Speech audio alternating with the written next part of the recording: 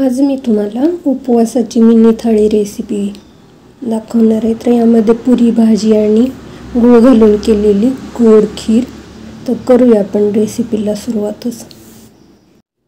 तर सुरुवातीला आपण पुरीसाठी पीठ मळून घेणार आहे। त्यासाठी एक स्टीलचा बाउल घेतलेला आहे।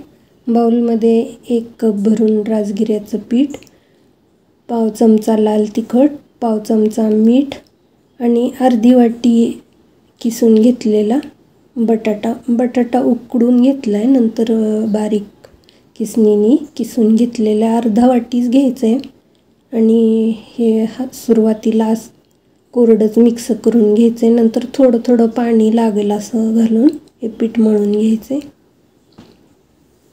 तर या पद्धतीने हा डो मळून तयार झालेला आहे। खूप छान खुसखुशीत अशी याची पुरी तयार होती।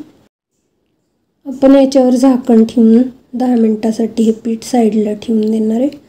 नंतर आपण पीठ भिजेपर्यंत खीर बनवून घेणार आहे। तर गॅसवर कढई ठेवलेली आहे। कढईमध्ये 1 चमचा भरून तूप घालून घेतले आहे। तूप तापल्यानंतर आपण यामध्ये किसलेला लाल भोपळा यामध्ये घालून घेतला आहे। 2 वाट्या लाल भोपळ्याचा किस आपण खिरीसाठी वापरणार आहे।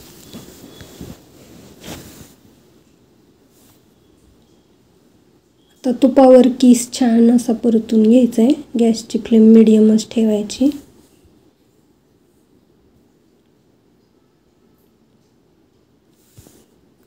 आता हा भोपळ्याचा किस आहे ना झाकून ठेवून द्यायचा आहे, म्हणजे छान 2-3 वाफा काढून घेऊन हा किस छान शिजवून घ्यायचा आहे। खिरीसाठी लागणारं 2 वाट्या दूध आपण साईडच्या गॅसवर उकळायला ठेवणार आहे।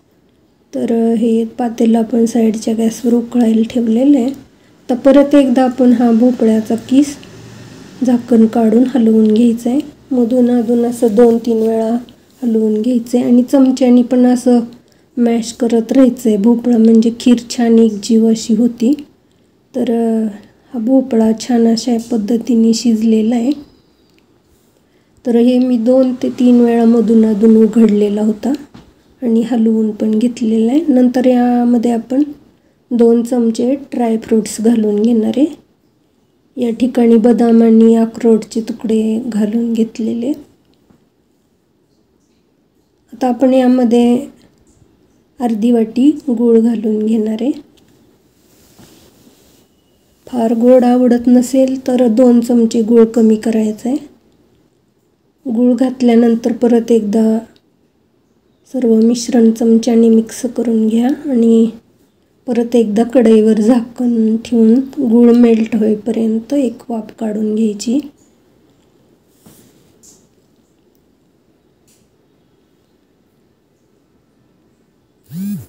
तर या पद्धतीने गूळ मेल्ट झालेला आहे। छान मिश्रण चमच्याने एकजीव करून घ्यायचे। आता आपण याच्यात अर्धा चमचा वेलची पावडर घालून घेतलेली आहे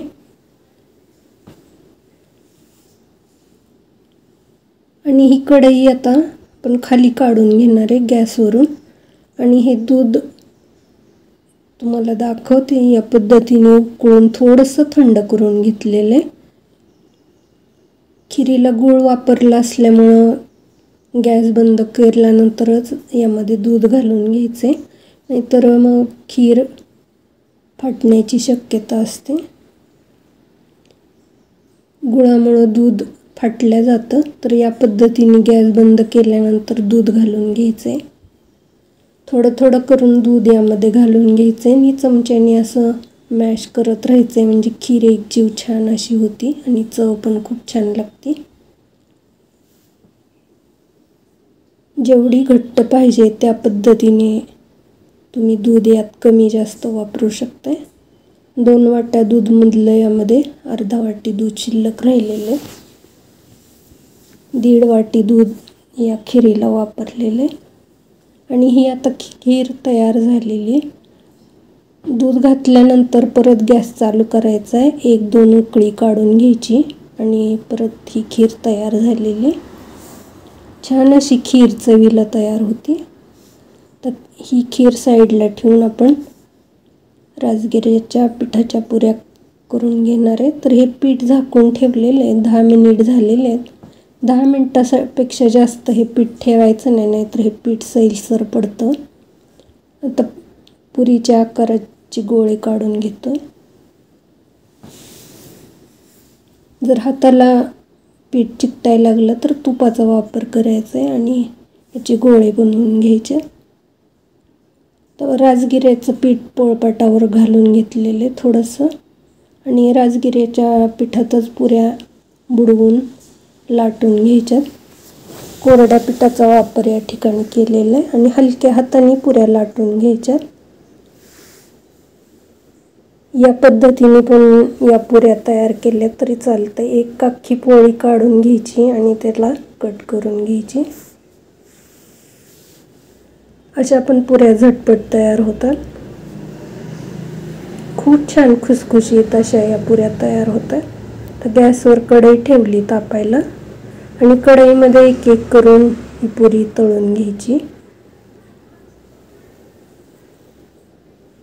दुसऱ्या बाजूने ही पुरी छान अशी तळून घ्यायची. आपल्याला बटाट्याचा वापर या पुरीला कमी करायचा आहे, म्हणजे पुरी तेल पीत नाही. मेजरमेंट कपाने जरी 1 कप पीठ घेतलं किंवा स्टीलच्या वाटीने जरी 2 वाट्या राजगिरा पीठ घेतलं तर त्याच्यासाठी 2 ते 3 चमचेच उकडलेला बटाटा घाला, म्हणजे पुऱ्या तेल पीत नाहीत जास्त प्रमाणात.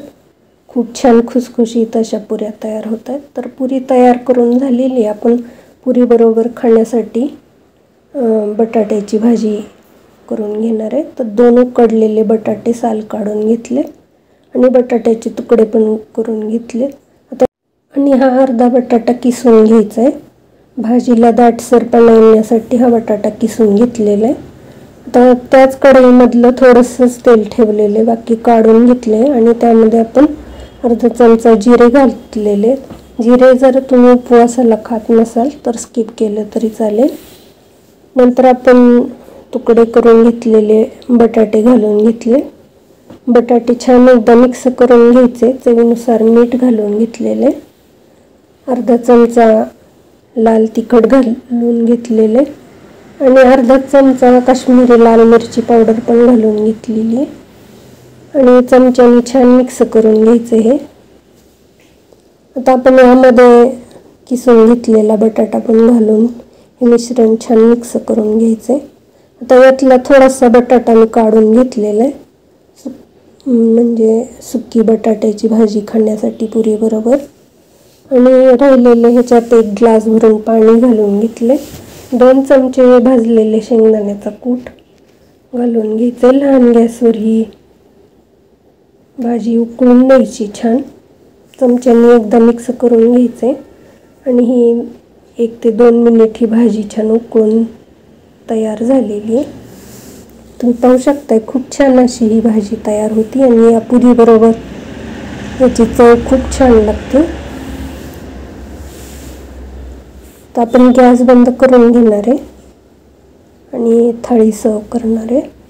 तर सुरुवातीला ही पुरी रेसिपी आणि नंतर आपण बटाट्याची भाजी सर्व केलेली. खूप छान चविष्ट झटपट तयार होणाऱ्या अशा या 3 रेसिपी आहेत.